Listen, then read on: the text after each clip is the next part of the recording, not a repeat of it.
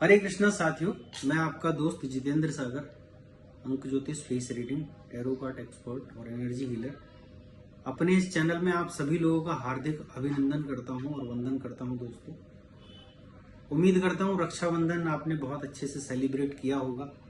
भाइयों ने अपनी बहन को राखी बंधवाते हुए ये आश्वासन दिया होगा कि वो सदैव उसकी रक्षा करेंगे, और बहनों ने उनके जीवन की मंगल कामना के लिए बहुत सारी विशेष मांगी होंगी ईश्वर से और प्रार्थना की होगी कि उनका जीवन सुलभ हो।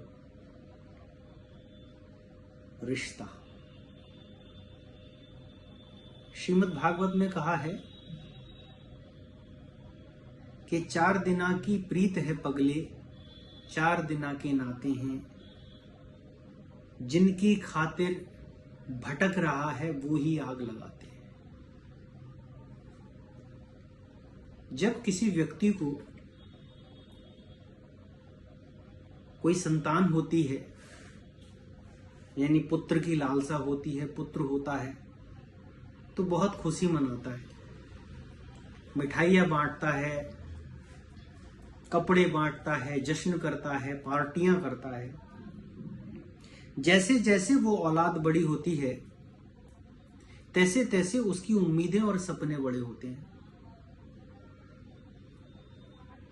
फिर औलाद पढ़ने जाती है, माँ बाप बच्चे के लिए अच्छी से अच्छी चीजें मुहैया कराते हैं, अपना खून पसीना बेचकर, अपने आप को बेचकर उसकी जरूरतों को पूरा करते हैं। कुछ दिन बाद बच्चा पढ़ लिख के नौकरी पे लग जाता है और उसके घर में एक सुंदर सी पत्नी आ जाती है, और फिर माँ बाप ऐसे लगने लगते हैं जैसे कोई बोझ हो। घर में पारिवारिक कलह प्रवेश कर जाती है, तो एक दूसरे को ना समझना, एक दूसरे को समय ना दे पाना हो नहीं पाता और रिश्ता दूर होता चला जाता है। माँ बाप जिनका शरीर काम करता था, जिनके हाथ पैर काम करते थे, आज इतने निसहाय हो गए हैं कि वो अपना खाना स्वयं नहीं बना पाते। कभी कभी तो भूखे ही सो जाते हैं, क्योंकि घर में बहू से खटपट रहती है और बेटे से कुछ कह नहीं सकते। तो जीवन का क्रम इस तरीके से चल रहा होता है कि रिश्तों के ताने बाने में बच्चा, वो बच्चा जिसे माँ बाप ने अपनी छाती का खून पिलाकर सींचा, आज वो अपने परिवार से ही दूर हो रहा है। आज रिश्तों में इतनी खटास है, आज रिश्ते इतने दूर हो रहे हैं। तो मेरा आप लोगों से निवेदन है, करवत निवेदन है कि डेली अपने माँ बाप के चरण छुएं, क्योंकि पिता सूर्य है और माँ चंद्र है, और आप उनकी आंखों के तारे हो। तो जिसने चंद्र को मना लिया, उसके सारे ग्रह लगभग अच्छी अवस्था में पहुंच जाते हैं। जिसने सूर्य को मना लिया, उसके शरीर में तेज की कोई कमी नहीं रहती, उसे मानसिक और शारीरिक रोग नहीं रहते। तो 4 वेद 6 शास्त्र में बात लिखी है दोए, सुख देत सुख होत है और दुख दे दुख होए।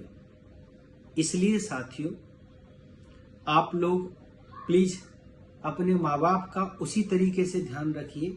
अब वो बुढ़ापे में हैं, जिस तरीके से उन्होंने आपका बचपन में रखा था। उन्होंने अपने समय में अपने फर्ज निभाने में कोई कसर नहीं छोड़ी।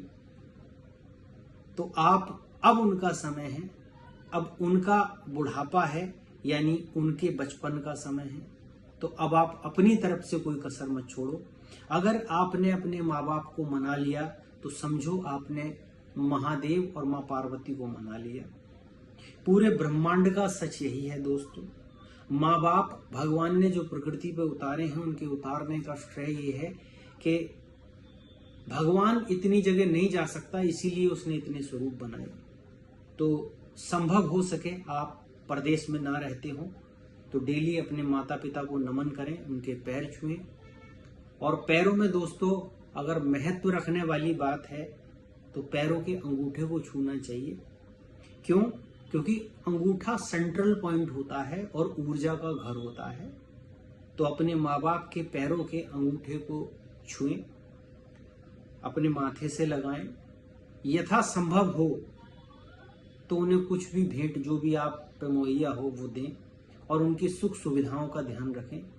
अगर आप इन दोनों को मना लेते हैं तो नो डाउट आप इस ब्रह्मांड में समझिए कि माँ पार्वती को और महादेव को मना चुके हैं। इन्हीं शुभकामनाओं के साथ अगली वीडियो में फिर प्रस्तुत होंगे। रिश्ते निभाते रहिए, माँ बाप की सेवा कीजिए, सारे ग्रह आपके खुद ब खुद अनुरूप हो जाएंगे। जय महाकाल, जय भोले की। पोस्ट अच्छी लगी हो तो प्लीज शेयर कीजिए और चैनल को सब्सक्राइब और लाइक जरूर कीजिए। जय महाकाल।